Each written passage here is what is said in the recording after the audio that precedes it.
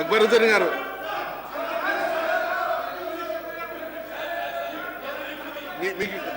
Akbaruddin गाరు honourable speaker साहब, speaker साहब, मैं आपके जरिए प्लीज साइलेंस रियासती चीफ मिनिस्टर साहब से 2-3 क्लैरिफिकेशन मांगना चाह रहा हूं।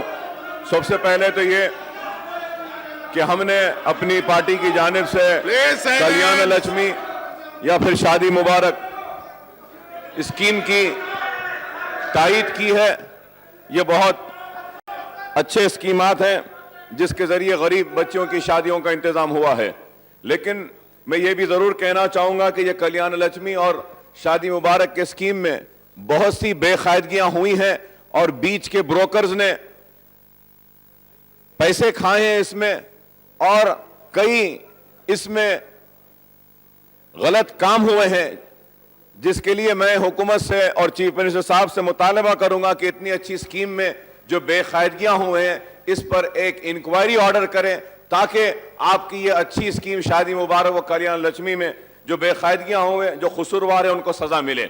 दूसरा क्लैरिफिकेशन मैं ये भी चीफ मिनिस्टर साहब से कहूंगा कि पोस्ट मैट्रिक के स्कॉलरशिप 2013 व 14 और 14 व 15 के रिलीज नहीं किए गए हैं। चीफ मिनिस्टर साहब ने पूरी तफसीलात दी हैं कि जितने जो बोगस कॉलेजेस हैं लेक्चरर्स के ताल्लुक से, लेकिन बोगस कॉलेजेस को सजा दीजिए, स्टाफ को सजा दीजिए, इन मासूम बच्चों को नहीं, क्योंकि इनकी फीस नहीं आने की वजह से जिनका कोर्स कंप्लीट हो चुका है उनके सर्टिफिकेट्स को कॉलेज रिलीज नहीं कर रही है।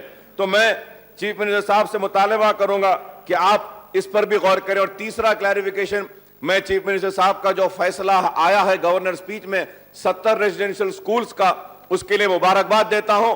उसके साथ ही साथ ये भी चीफ मिनिस्टर साहब से कहूंगा कि इन 70 रेजिडेंशियल स्कूल्स में जो माइनॉरिटीज के लिए है, इसमें सारे वो सहूलतें दीजिए जो SC STs के स्कूलों में दिए जाते हैं बच्चों को। अगर वो सारे सहूलतें देंगे तो ये भी स्कूल कामयाब होंगे। तो मैं ये मुतालबा करते हुए आखिर में आपसे ये भी कहूंगा कि मनीकोंडा की जागीर हजरत हुसैन शाह वली रहमतुल्लाह अलैह की जो अनअलॉटेड जमीन है 700 एकड़ की, उसको उस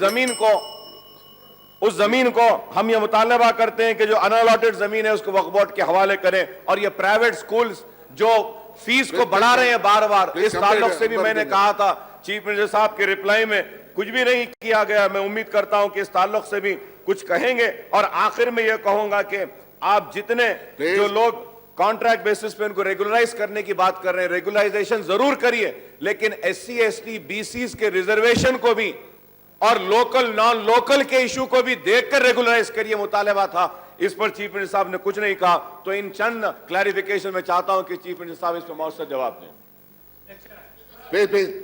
फखरुद्दीन साहब जो बताए सब उन सारी चीजों पर गौर करेंगे और करने का प्रयास जरूर करेंगे।